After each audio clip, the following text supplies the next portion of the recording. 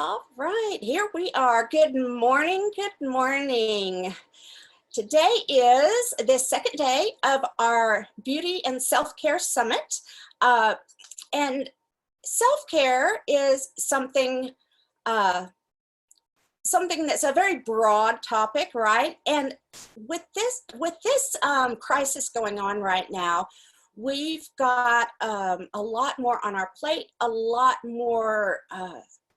more demand on our lives, on our attention than we normally do. And when the kids are home 24/7, there's not a whole lot of time for self-care per se. But even taking care of your kids and enjoying time, or making sure that your kids' education is being taken care of with, now that you're homeschooling and you've never done that before, finding things to do with your kids. So much of that, even though you're investing in your kids, that's still self-care for us as women, because we just have that nurturing thing. So everyone, I would like to take a minute to tell you a little bit about our panelist today. Her name is, sometimes I refer to her just as Quirky Momma. Sometimes I refer to her as Holly Homer, but they're one and the same. It's Holly Homer, Quirky Momma. She's a work-from-home mom of 3 boys, and she lives in the suburbs of Dallas. She runs Kids Activities blog. I think that's kidsactivitiesblog.com, which is really great, and Play Ideas, and then several other websites. And her books include the 101 Coolest Simple Science Experiments, 101 Kids Activities that are the bestest, funnest ever, which I love because I used to say bestest when I was teaching school. I was subbing, and the kids would make fun of me because I would say bestest. But look, if Holly can use it, I can use it, right? She speaks on parenting, blogging, and social media at conferences all over the country. And her latest love is Facebook Live. And that's where we are today. You can catch her on Quirky Momma with Kids Crafts on Tuesdays and Thursday afternoons. And then Wednesday and Friday noons with Family Food Live. Now, that's a topic we didn't discuss, Holly. She appears on AKA Mom's Facebook Live shows, Craft with Crap. Oh boy, I got lots of that. Wheel of Topics, and the Knowing Me, Knowing You challenge. So I would like everyone to give a virtual round of applause to our Quirky Momma, Holly Homer. How are you today? I'm doing so good. Thanks so much for inviting me. This is like, I could talk for hours. I won't, but we could talk for hours about it. Well, I have it kind of scheduled for an hour. If we go over with Q&A, then we do, but I don't want to take up too much of your time either. Good. We have, time is something we have right now, but yes. True that. So, okay, I know you, I've followed you. Every once in a while, something you post pops up on my feed, but it's been years that I've followed you. I've got 3 kids. My oldest one is out of the house now, but I have 2 high schoolers still. So yeah, I mean, you've been in our life, even though no one knew it but me. But tell everyone that doesn't know you a little bit about you and what you do. Yeah, so I started blogging about 15 years ago. Totally had no idea what I was getting myself into. In fact, I accidentally started a blog. and it was really during a time when I had 3 little boys under the age of 5. I felt like my life was in complete and utter chaos. With 1 kid, they're more portable, 2 kids even a little bit, less portable, but still doable.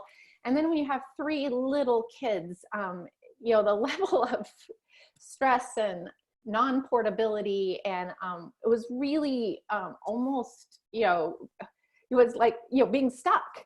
And so, and it wasn't, it was almost a point where I felt kind of guilty about not like enjoying the dream, And the thing is it does make sense when I look back at like the level of stress, the level of chaos, the level of lack of control that I had in my life. I started just writing, and my background's in science. I was a physical therapist for many years. And so this was a new outlet. I had never written anything before. And I started writing every day just about like kind of the silver lining to the chaos that was ensuing in my house. And over time that grew to be a mom blog called June Cleaver Nirvana. And like suddenly I was obviously writing about things that were resonating with other moms because they were finding me and leaving comments, and this was pre Facebook and Twitter and Pinterest and all these things. And so it was just like, it was more of a community of people like, hey, like, I get it. Like, this is what happened to me today. Oh my gosh, that happened to me a week ago. And so I found that community online. And as the kids got older, I wanted, and as I got my crap together a little bit more, because I feel like that's something that's possible. Like, I think we sometimes have such high expectations of ourselves in situations that are super unfair to us. Like, I was being a good mom, but inside myself, I was not accepting that, or like I was feeling bad about it.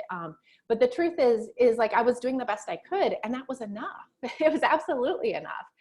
And so as I kind of grew out of that stage and the kids got older, and I feel like very strongly that their stories, once they get to an age where, they're online, or, their teachers are online and reading my stories, their stories are no longer my stories. So I had to pivot and really look at a way to build a community for moms that wasn't telling their stories in a way that I didn't think was fair. And so that's when Kids Activities blog was born. And so, giving resources, giving a place for those moms to hang out, and depersonalizing a little bit. So I'm not like embarrassing my kids on the internet on a regular basis. Well, so that you've covered that next question about where did your passion come from? What is your passion? Well, there we have it. So I do have a question though. June Cleaver Nirvana blog, is that still around? So all those stories are in Kids Activities blog today. So you can still see those early stories of the craziness. And like, you have to remember, 15 years ago, no writing experience. Like, that first year or two of content is pretty rough. And it's through doing that I got better and, got more capable of writing, putting words on paper, expressing like what's in my brain. And that's one of the things that, like, for me, it was almost like a journal. It was just an outlet to kind of put things out there. And so I would highly recommend that, because what writing did for me, and again, no writing experience, what writing did for me is it allowed me, not only in the moment, but even to step back with perspective and look at things. And so I remember like a day that it was like everything went wrong. In fact, the story is on my blog, but I was the one day I was going to get out of the house. And I mean, like, one day out of, I don't know, probably, 60 or so in a row that I hadn't been. My mom had come to stay with the boys. I was about to head out, and I can't remember what, I was going to go do something fun. And I stopped at the end of the driveway to pick up the mail before I left the house. And so I opened up the minivan door to step out because our driveway was pretty long, to get the mail. When I opened up the door, I like cut a big gash in my forehead, and I just was like bleeding everywhere. Totally. And the rest of the day we spent running around the Dallas trying to find a plastic surgeon that worked on Friday, because the gash was so big that I needed a plastic surgeon, not just a regular person, to put it together, because it was like across my forehead. And so, but I just remember like if that had happened before I was writing, it would have crushed my soul. I can't believe like what a victim I am. And during that whole process, instead of feeling like, oh, poor me, I was actually laughing about it and thinking this is going to make one of the best stories I have on That's my exactly what I was thinking. Yeah. You know, because like, and it's true, you know, you have to remember that we as people connect over things that we have in common, and all those stupid things that happen in life, and the little quirky things that happen, you know, to us, or that we have in our life, is what bond us together. And so writing about that and talking about those things has been really, really powerful, not only for just realizing that I'm not alone, but also finding other people in that community that are like, oh my gosh, she's a goofball just like me.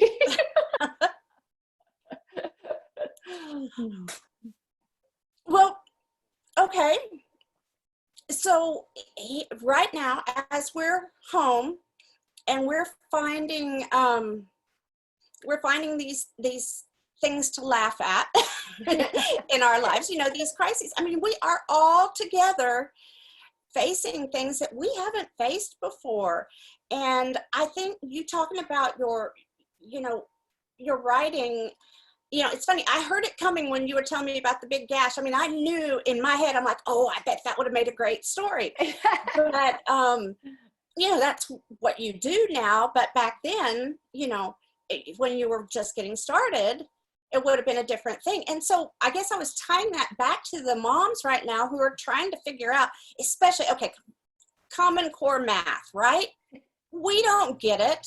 I have tried to figure the logic out, and I just don't. But some people do.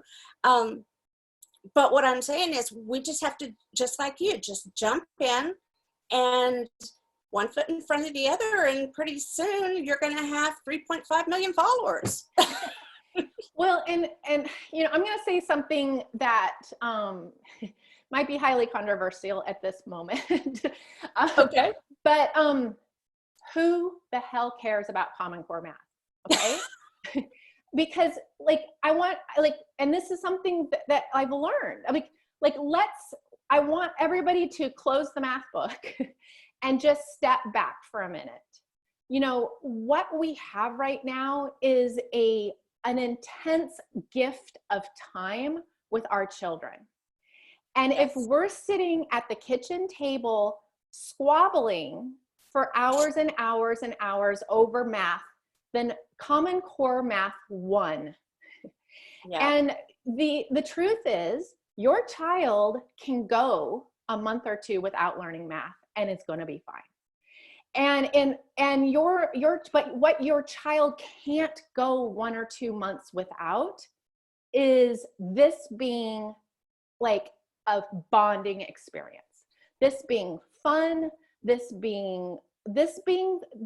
is our, we walk 2 miles to school with bare feet in the snow uphill.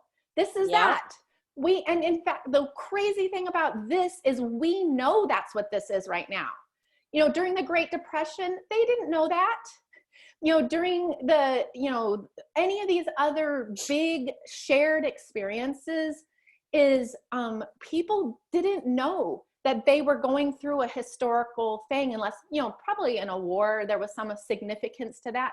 But right now, we have our eyes wide open to the fact that this is weird, that it's unique, that it's historical, and that at some point, we're going to be through it.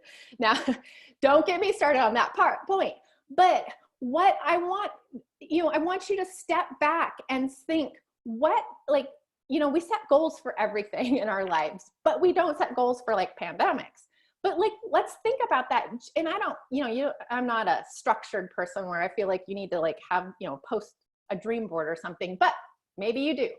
But what do you want that story to be a year from now, 10 years from now, 15 years from now?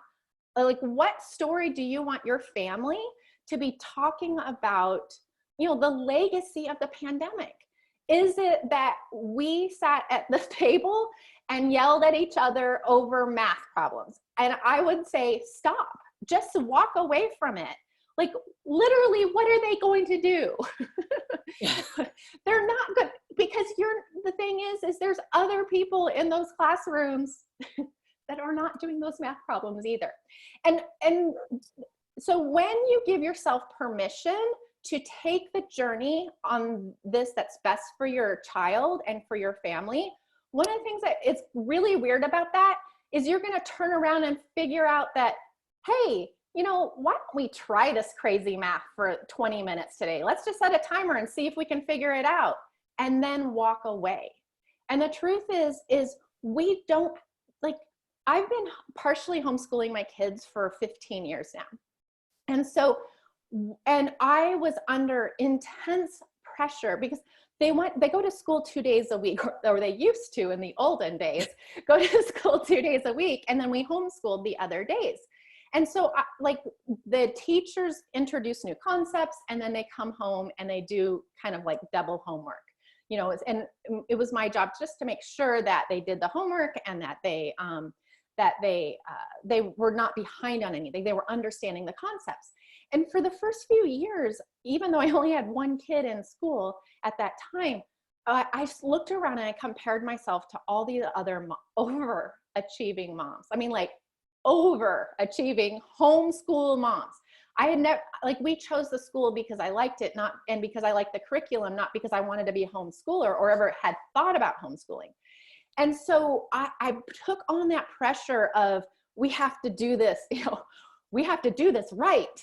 And it was, I think when my son was going into second grade, the headmaster, it was the orientation of the first day of school. And this was, you know, our third year at the school. And she said, I want you to look around the room, and everybody here is here for a different reason. And I thought, oh my gosh, you're right. And I don't even remember anything else she said, because it released me from that inner pressure I had to do this like everyone else. The truth is, the reason why I had chosen that school, once I thought about it and dug down deeply, was because I value freedom. I didn't want my kids sitting in a chair 8 hours a day. They're boys. That doesn't work. Like, that's just a fight. So freedom, and I want to raise independent children. And this is a way to do that. So if my goals, why I'm at that school, is freedom and independence, then is me looking over their shoulder every moment of their homeschool experience pushing that? No. In fact, that's actually working against my goals. And so that's what I want you to start thinking about, is look at this bigger picture. What do you want to come out of this with? Because if it's having more independence with your kids, having a better relationship with your kids, having like some fun times and fun memories as a family, then sitting, obsessing over Common Core is not going to get you there. But giving them space and giving them independence to start doing, and guess what? Like, my kids have been in the school, you know, for 15 years now collectively. And I haven't logged in for probably 7 years, maybe 8. I don't know. Like, I don't even know. I don't know what their grades are. I don't know what their assignments are. I don't know I know none of that, because they're in charge. They're totally in charge. And guess what? That works. They actually are getting, in fact, they are all on the honor roll. I get those emails, so I know that. and then when my oldest went off to college this last year, I had complete and utter calm, no concern whether he could handle the caseload. How do I know that? Because he's been doing independent studies for the last, you know, however many years. So, and so this is where, like, we need to stop worrying about what other people are doing and what other people's expectations of us. We're not teachers. We can't take the model of a lecture and then have them do homework. That's gone. That was the classroom. Now we have to say what's best for our family, and then work from that model. Because if they get behind in something, and this is what's so crazy when you start looking at this way, is like, if you accept the fact that if they get behind, it's no big deal, that's really powerful. But the crazy thing is when you accept that, oftentimes you're going to find a million things that they excel in And that's going to give you so much more benefit, and just like they're gonna excel in something that you didn't even know because they didn't have the freedom to run with it before. Right, and they'll grow up to have to really use their unique gifting, whereas sometimes if you put them in that mold, they never get to recognize it, huh? Yeah, no, this is a time where they like no other time in history, they get to choose their own adventure. They get to choose what they do, what time they wake up, and like you may have some structure around that, but this is so much more freedom than they normally have at this time. And so really like leveraging that for their independence and growth, and just the family bonding can be really powerful. Wow. I mean, just your words have, I feel a little bit of freedom myself, because I sit here and I fret over my kids getting their work. I mean, I do. And every morning I get on, I log in, I see what's due today. I text my kids, even though we're in the same house, I text them so it's in writing. And I say, okay, you have to get your homework done, or, okay, you didn't do these yesterday. Go get them caught up before you can get on that Xbox or whatever, you Right. know? And you've just given me permission to let go a little bit. Yeah, and I think one of the reasons why I was able to do this so much easier is I went to a really unique school when I was in grade school for several years.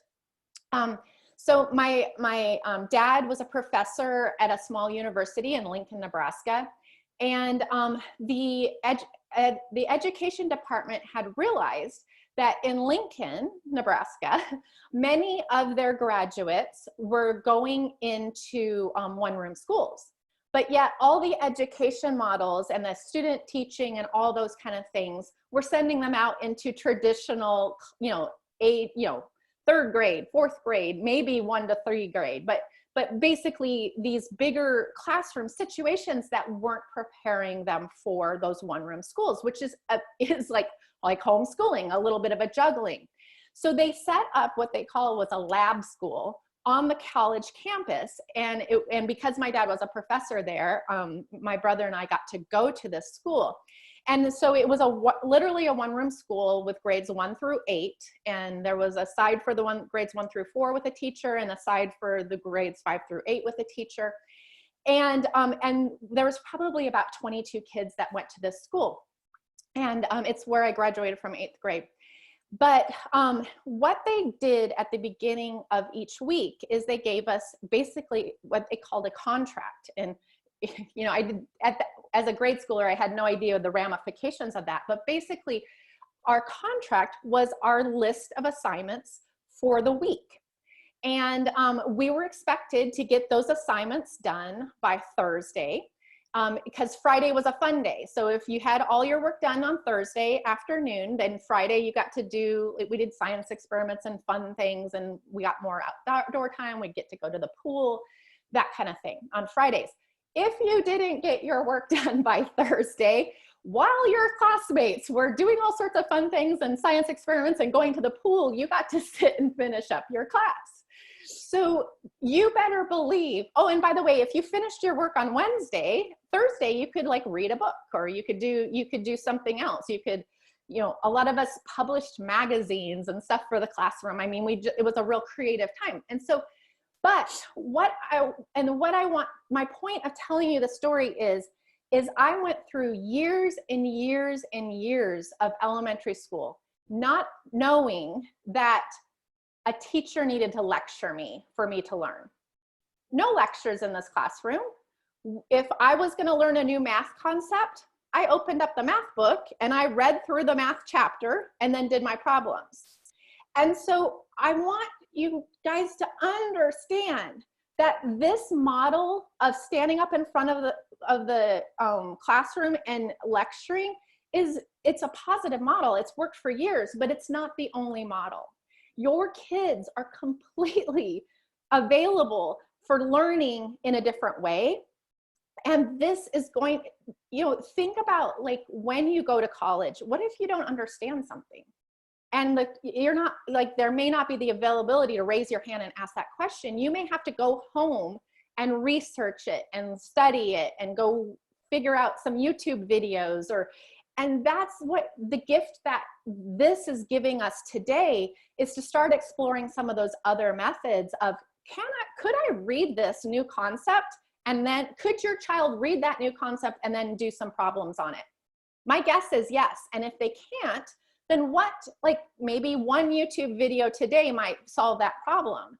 And we have so much resources available to us right now. And so this is, instead of it taking on ourselves to solve that problem, is start like enabling them to start that problem solving. I promise you, they are way better at figuring out to find that YouTube video than you and I ever are, because they have hours and hours of YouTube experience over us. Well, I know my kids, you know, my husband and I have always, when our kids ask something, and this goes back to my mom, when I was a kid and I asked my mom, how do you spell this? She'd say, go get the dictionary. You know, well, Mom, what does this mean? Go look it up. You know, go get the encyclopedia that we don't have anymore. You know, but she taught me how to be resourceful. And so, you know, that was how from the get-go, if my kids needed help doing something or wanted help doing something, I first would have them try to do it themselves. Then I would help them. And I've had my kids tell me, my high schoolers, sometimes they'll tell me, Mom, do you know there's people at school who can't do this, or do you know people don't know this, or, you know, and I'm like, that's weird.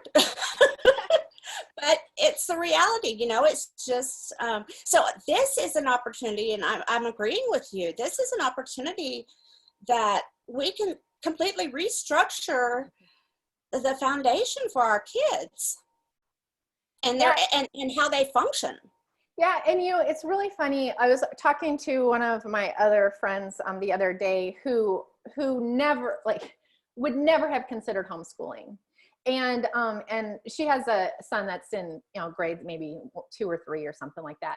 And she's like, you know, after you yelled at me the other day to like step back and just let him do it. I'm known for my, I feel like I'm kind of the mom of the internet to a certain extent. I was like, just let him do it. It's like, he is obsessed with it. He's like loving his work. She goes, I never even thought about doing an online school, but I think that's what we're going to do next year.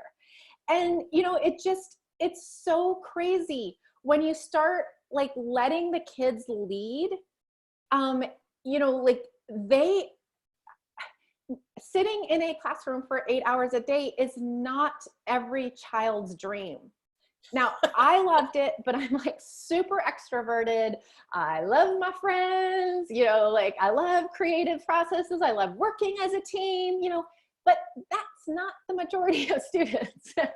So like homeschooling would have been probably just horrifying to me because, you know, I would have been cut off. But if you have a kid that is not just blossoming where they are right now, this is a time that you can test some other stuff out and you never know where that's gonna lead. And that's what's so kind of exciting about this pause. Our schedules have been just wiped clean. We got a clean slate for a month or so. Like, let's play with it. Let's open up the scientific laboratory and just see where this experiment leads. Yeah, I agree. So I got a question. I've been writing down questions, and I've had questions coming through text messages and chats and everything. But you kind of segued right into this one question I had, and that is, if people who've never homeschooled before and are scared of it and they want to get started, what's your best? I mean, I had someone tell me one time, so I tried homeschooling my oldest, and that he is Mr. Social, Mr. Outgoing. You know, it didn't work. And I bought the full Abeka curriculum and the whole 9 yards. And, you know, yeah, I donated that later. But then later on with my other kids, I started looking at it again, and there's so much out there and you get overwhelmed. Yeah. Do you have any advice, like how people can not get overwhelmed, and what good resources are and which ones maybe, I don't want to name which ones you would avoid, but if there's like characteristics of them that you want to avoid, you know what I mean? Yeah, and I think like you've got to look at your like how you fit in the because like if you're going to take on homeschooling, like that is a big responsibility onto a mom or a dad or whoever's making that decision to a certain extent. But you actually need to be a little bit selfish and decide if that's going to work for you. Like if I did not send my kids to 2-day week school that determined the curriculum, did the initial teaching, I don't know how that would work for me because I'm not a structured person. I'm not everybody's up at 8 o'clock. Everybody's doing this by 9 o'clock. Everybody's doing this. I can do that when I need to because of sanity. And I do, if you are feeling drowning right now, putting a schedule in place can at least put some structure into that chaos. But that's not something that comes naturally to me, and I would fight it. So for us, having them go or having that structure being provided by something else is super, super helpful to me because I'm just not that person. So like when we first got started in this 15 years ago, that like what we chose was like a novel and never, I'd never heard of it before. Like what a crazy thing. And by the way, our school does this because they run the same program on Monday, Wednesday that they do on Tuesday, Thursday in the same classrooms. So like basically they did this, and it's a classical education, so that they could charge less for a private education because they're like basically doubling up the students on the same teaching staff and on the same thing. So the school has grown to over 1,200 students here in the Dallas area. But that was their first thought was, hey, how can we get a private education without charging tens of thousands of dollars? So that's how that got started. But today, there's so many ways. There's online, education models where they, you're basically your students are going to a lecture just like they would at a traditional classroom. There's online models similar to what we do where they're going to, like what I would say a university model school where they're choosing different classes, and they might have, a class at 8 o'clock on Monday and 3 o'clock on Tuesday and stuff like that. And then they're doing the homework in between. So there's lots of different ways to do that today that you don't even have to be in charge of the curriculum at all, because I think that's one of the more challenging things is that when you are both teacher and a mom, that can run into some trouble. And so I like to offload that responsibility so that I'm still mom. And like my oldest, and if he comes down here and hears me telling the story, he'll come in with eye rolling and yelling. But there was a time in his early preteen years, 7th and 8th grade, that we were just butting heads. like he, the teacher would assign an assignment, and for some reason, like mom was making me do this, and I'm like I'm like, don't do it. Like, I don't care, but this was part of his, trying to increase his independence was to just like argue over everything. The boy's looking into law school. So it's all going to work out in the end, but we were just butting heads. And so at that time I was like, this is so stupid. Like, we chose this for peace and independence and freedom, and I'm in a war. So thankfully the school had a 5-day-a-week program. And so for 2 years he went into that, and so that they were responsible for like everything. And so we weren't fighting because he did everything at school. And when he came back out of that, in a new phase of his life, he was a completely different child. And so I think the other part of that is what I'm saying is that not only is there a lot of stuff out there that could be really helpful to you with your vision, is that at some point in your child or your family dynamics, it might not work. and you may need to try to do something a little bit different, but that's okay. That's one of the reasons why this is a freedom. This is something that you get to choose your own adventure and choose what's the best thing for your kid. That's awesome. Let me scroll through these questions here, because I've got about 6. Okay. How do you get your kids engaged in projects when they're on the computer or Xbox all the time? Okay, so full disclosure, not only are my kids probably on the computer right now, because they're on break right this minute, but they're on a break during a pandemic, I know. But anyway, but my husband is also they've just built an entire Fortnite game within their creative community there. So they've been on it for probably the last 36 hours straight. I don't even know what time they all went to bed last night. So this is not just a problem in your house, I promise. But it goes back to like expectations and responsibility and independence. Okay. So and I would take this back to whatever they need to be, if you're going to choose, they need to get done this, like they need to be done with this amount of stuff today, or if they need to be done with this amount of stuff this week, that's where I would go with that. And what they will learn very, very quickly is that if they can get through everything very fast, they have a lot of free time. And if they, kick and fight and push, they may be working into the weekend on that stuff. And kids are super smart. They learn this very quickly. And so, yes, there are no computers, there are no phones, there are no anything, I guess I do allow like walking the dog and going outside, like all those non-tech things they can still participate in. But no, they can't be on Fortnite if they still have an essay to write. Like that needs, and that needs to be front and center.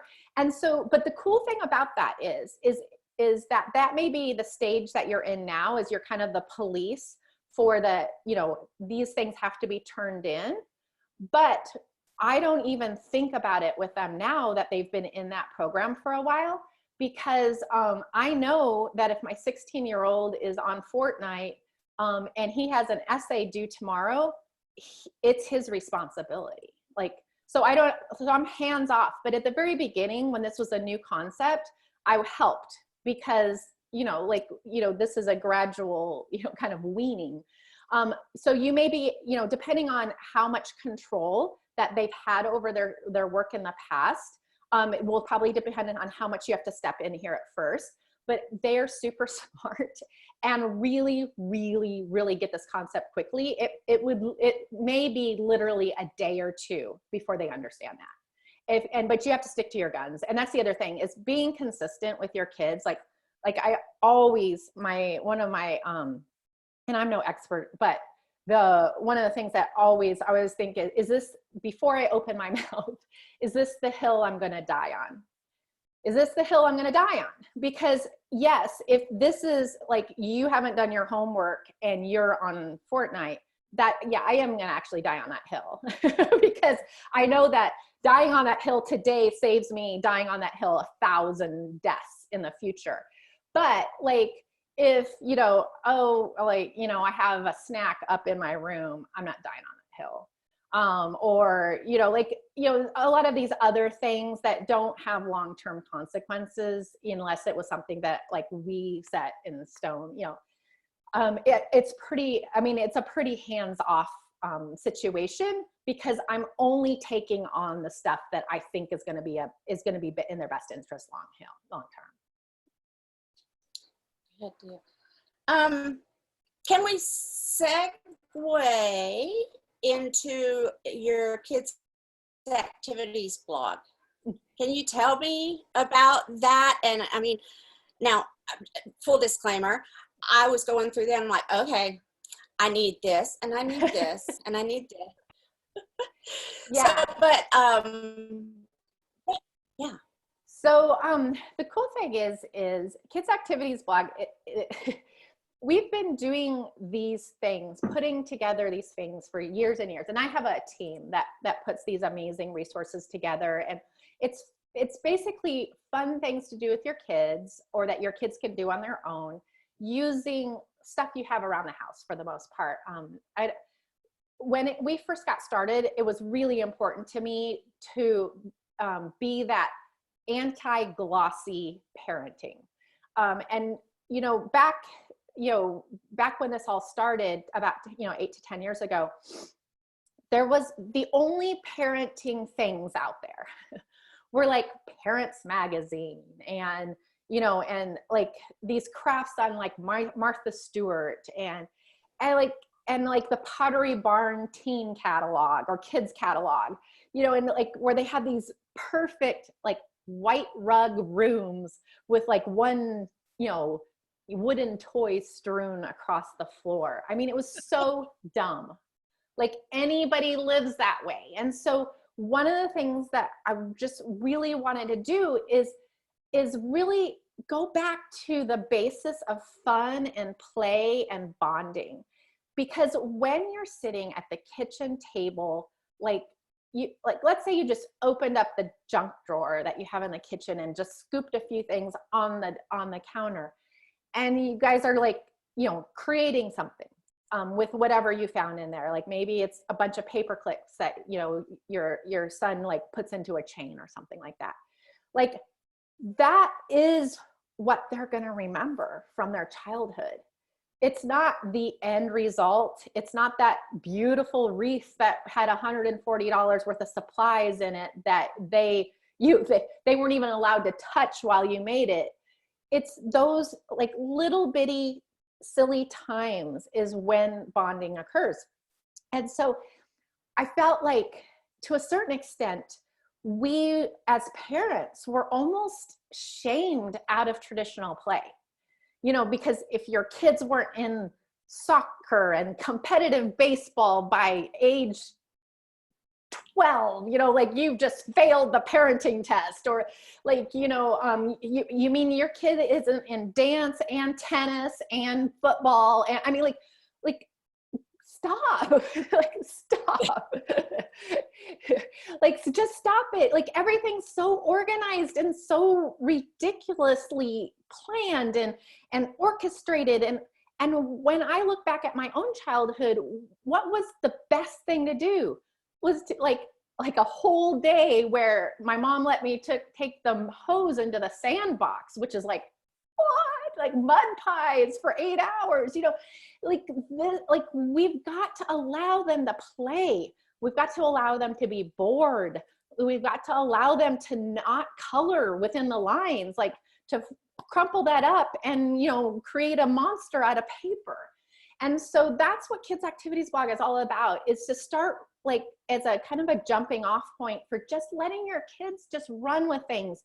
And my hope is that you might start with one of those things that you find on the site as a starting place, but that your kid ends up 150 yards away from that activity in a whole different direction with that, because their minds are so much more creative and lovely about play than our jaded adult minds ever could be. And so that's how that got started. And then we started putting in resources for learning and learning at home and distance learning, but we didn't even know it. And so the blog's been really successful. Like it's what my husband and I do. That's what supports our family. And, but like 3.5 weeks ago, we had a whole new level of success because we've been, it's kind of funny. We've been training for this for years and we've been like, talking to a few people, and then all of a sudden the whole world said, oh my gosh, I need this. And so what my promise to you is if you're struggling or if you're like thinking about what should I be doing at home, go to kidsactivities.com. We have, and there's a stuck at home tab on the front page that we're updating several times a day with new resources and things if you're doing distance learning for the first time. We have hundreds and hundreds of printable projects on the site that are free, that if you need like something as simple as a worksheet, or maybe you need 3.5 minutes to go pee on your own. You know, give them this, give them some crayons or some, you know, even better, watercolor paint set, sit them down and run. And the thing is that these are all things that are just the start of what this could be. And I think for a lot of parents who've been in the minivan or in the SUV for a really long time, running from activity to activity, like I want to encourage you that this can be amazing. This could free you and your child from a schedule that may not have been a good fit, but it was just the norm in your town. Yeah, my middle son was in baseball he started at like 4 years old, all the way up through his freshman year in high school. And then one day he decided he wanted a break. And I didn't know what to do with myself. I honestly, I almost went like in mourning, because it was, what, I have to cook dinner tonight? You know, it was crazy. So yeah, you know, and I think, in my opinion, if you just embrace what's happening in your life at any given moment and try to, sometimes our funk gets a hold of us, but try to find a way to turn it into something good, which is what you're all about, is encouraging people to make memories and do good things with their kids and all. Yeah, and so there's some kids that, you know, running from activity to activity is, you know, what they thrive in. And those I'm worried about right now too. That's one of the reasons why, like, putting down that, what I would call a play prompt, putting that play prompt down on a regular basis throughout the day can help them avoid that funk of, oh my gosh, I have nothing to do, I'm so bored. Because our kids have not been allowed to be bored like we were when they were kids. When we were kids, because they've always had the crutch of a screen. And so, like, it's okay to remove all those things and give them periods of time when they start detoxing their brains to a certain extent. And we have to do that ourselves. I mean, come on. Like, if we're sitting on Facebook scrolling in every spare moment that we have during the day, like, you can feel how depressed your heart gets in a short amount of time. And so just giving you guys something to do instead of, you know, one of the easiest ways to break a habit is to substitute something else. And so this can be very, very simple. Like, one of the things that we're doing right now in our house is we just have a board game out, you know, so instead of like picking up Facebook, you know, if there's like 2 people in the kitchen, I'm like, hey, you want to do another game of Boggle? You know, like, it's as simple as that. Like, is Boggle a better alternative to us all sitting on our screens? Yes. And you can, like, trash talk when you're doing Boggle. So, I mean, yeah. Okay, let's see. I think I've got that and that and that and that.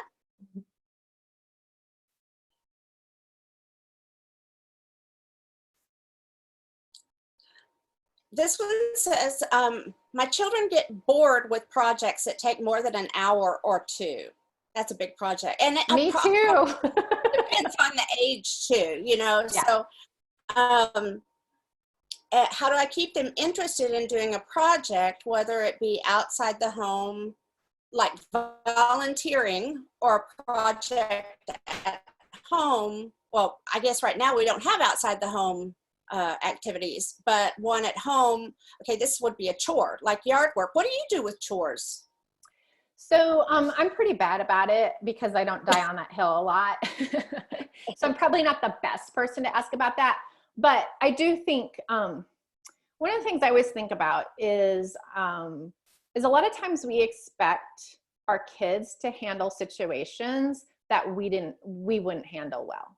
So, and I did this recently, where I sent my son out to weed, like we live in a row house, and there's about 5 feet distance between us and the house next to us.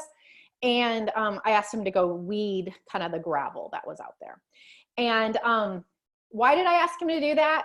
Because I hate doing it. And like, it sucks. And so surprise, surprise, it didn't go well. And so, but the truth is he actually came up with 3 different ways of weeding without actually pulling the weed. And like, it made a big mess in the yard. But like, when I kind of got irritated at him and probably like sent him in, I was like, that's not going to work. But when I look back at it, like, he came up with 3 different ways of weeding that. I mean, he had a metal grid that he was shoving back and forth on the gravel. I mean, it made a big mess, but just because like he is incapable of just going out and following simple directions. And I know that about him. So me send him out to do a task that I don't even want to do, and then yelling at him for coming up with 3 alternative ways of doing it with various levels of success. I mean, like, when I look back, that's kind of a success in itself, that like he spent that time outside, number one. Yes, it was not done to the level that I would want ever. Like, I'm still going to have to either hire someone to go out and do it myself, or hire him again with new improved rules. But like, I think a lot of times we have expectations of them as like little soldiers to go out and do it exactly how we would do it. And I know there's a time and a place for that. And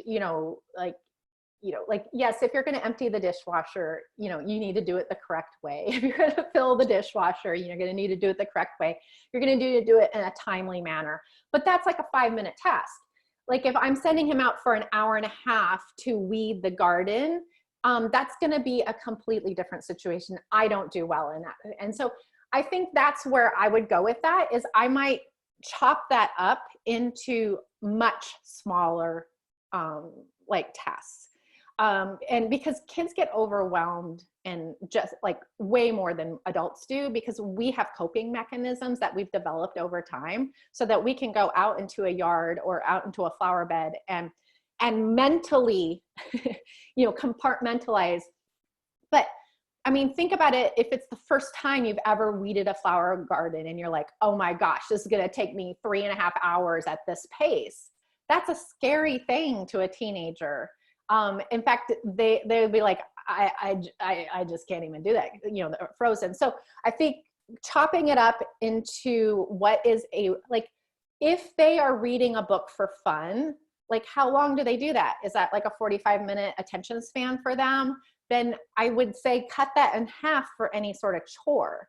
Or, if they aren't able to hold an attention for an hour, then why would we expect them to be able to hold attention for an hour and a half for a task they don't even want to do? And that's where I would just like break it up a whole lot more, so that it's like, I can do anything for 10 minutes, or I can do anything for 15 minutes. And maybe over time that's going to increase. Well, that's how I taught my oldest son. That's how, when he was little bitty and I was teaching him to clean his room, we would start with, okay, all I want you to do is just go in there and pick up all your shoes, right? And then as he got older, or as he, got good at that and put them away properly or whatever, then I would add the next thing. And so right. I guess that's basically the same thing you're saying. Even it doesn't matter how old you are, huh? No, it really doesn't. And I mean, I think we innately do this to ourselves as adults, because we're just like I thought about, like, I was tackling like vacuuming and stuff yesterday, and it was like, we've all been home for so long. And of course the lady that comes once a week and cleans our house can't come. And so, I was like completely overwhelmed. And then I was like, wait, I could just get the you know, get the vacuum out and do this part of the room and then this part of the room. And guess what? It didn't take long. And by the time before I even thought about it, like the room was clean. Mm-hmm. So we talk ourselves through that, but our kids may need to be a little coaching in that. And another example of that is, so I've always wanted my kids to pack their own suitcases when we go somewhere. But one of the ways I do that is like, we do it all at once. They bring their suitcases out and in the hall so that their room, like in front of their rooms.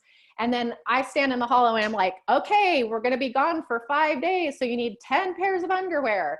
And they all go get their underwear and bring it out. And you're going to need, 7 pairs of socks, and you're going to need 5 pairs of shorts or whatever. And so that was like, and it gets it done in like 10 minutes, maybe 12 tops, to get 3 boys to pack themselves. But then you notice, like, as a teenager, when I'm like, hey, go pack your suitcase, they're like frozen. And I'm like, it will literally take you 10 minutes. And they're like, well, can you come help me? And the help is me yelling, okay, go get 10 pairs of underwear.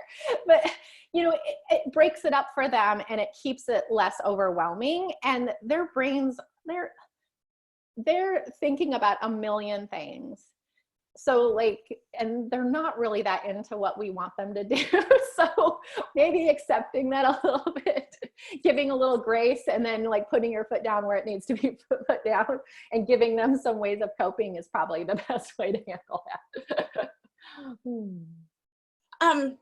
Okay, so I have, before we close it out, because it's already time, is there one like to-do challenge that's particularly timely right now that you would give all of us as we head out of this Facebook Live session? Yeah, so like, in fact, I mean, kind of it's almost 2 things. The first thing is, I think we as moms and parents, we need to give ourselves a break. Okay. Like right now, I feel like I live this life every day. I work from home. We basically homeschool the kids, like work together. When my husband and I work together, so we're together all the time. We're in the house a lot of the time. And I feel the difference of today versus this life a month ago. Okay. Like I feel like the weight, that the stress and the, and the unknown, like is on our hearts, is on our bodies. It's almost like our feet in wet cement to a certain extent. And if we're just saying, oh, everything's okay, we're fine, like I can do whatever I was doing before, I just think we're going to end up in a lot of mental problems and depression and all this kind of stuff, because this is not homeschooling. This is not normal. This is much more stressful. We've got to give ourselves a break. We've got to lower our expectations of what we're doing. I am working only half days right now. And the reason for it is because I realized how stressful this all is on me. And so it's the busiest time my business has ever had in the history. And I've had to cut back my hours just for my own sanity. And so I need us to be honest with ourselves about that. And like, it's okay if I need to take a nap this afternoon and I need to watch some mindless Netflix for an hour. Like, that's okay. Like, whatever I was going to do in that, it's going to be okay to do it tomorrow. Okay. And so number one, we need to lower your expectations, but because everything else kind of pings off of that. And then the second part of that is lower those expectations for perfection, for being like homeschool mom of the year. Nobody needs that. No, like your kids don't want that, I promise you. So lower your expectations. And then what I want you to think about doing is those throwaway moments that we all have just been rushing through and ignoring over the last few years. Is that's a time that, have an unexpected conversation with your kid. Hey, let's make some cookies. Or, hey, we haven't colored in 17 years. Why don't we just do that for a few minutes? And then have no expectations of that activity. So let's make some cookies, but like if the child is totally bored within the first 3 minutes and they leave the room, that's fine, because you're going to get them back when those cookies come out of the oven. And so just thinking about all those little things that you can do and start, I guess I'm going to say 3 things, and then start like noting them or posting a blurb on Facebook or a picture or something like that, so that you can start remembering them. Because those little throwaway moments that we've just been rushing through are kind of the gift we have today. And then the secondary gift of that is looking back and seeing that we didn't waste this time. Thank you. Thank you. I'm taking notes. I'm going to go back and play this and then really take notes. Okay, so if people want to connect with you, where would we want to send them? So kidsactivities.com. And if you are, like I said, if you're doing distance learning for the first time or looking for something specific to, stuck at home, we have that stuck at home button on that front page. But we also have we update on the website about 12 times a day. So it will always be different when you go there. And then if you're on Facebook, please like the page Quirky Momma, and Mama is MOMMA. That's where we're just posting amazing resources all day from Kids Activities blog and other sources that will just keep you like up to date and inspired. Like, it is really important to me right now to be a positive place online. That's so rare in normal times, and it's even more rare in a pandemic.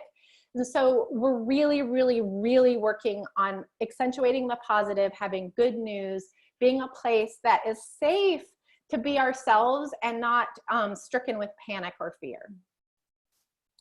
Well, and you have always been that inspiration, that happy place, a happy place out there. So I'm not going to do it perfectly, but we're going to have a good time doing it. That's right. And that's all that matters. So thank you so much. I know we went over, and I apologize. I hope you didn't have anyone right after me. Nope, not at all. In fact, I'm going to go take a nap later. Oh, nice. I think I might do that too today, because Quirky Momma said I could. Everybody has a permission to nap. Well, thank you. And I hope everyone enjoyed it. Share this with your friends. If they didn't catch it live, just go back, click watch party, and go watch it again. And send everybody to Quirky Momma, and we shall see y'all on the next call in a few hours. Thanks again. You have a great afternoon. Bye. Bye.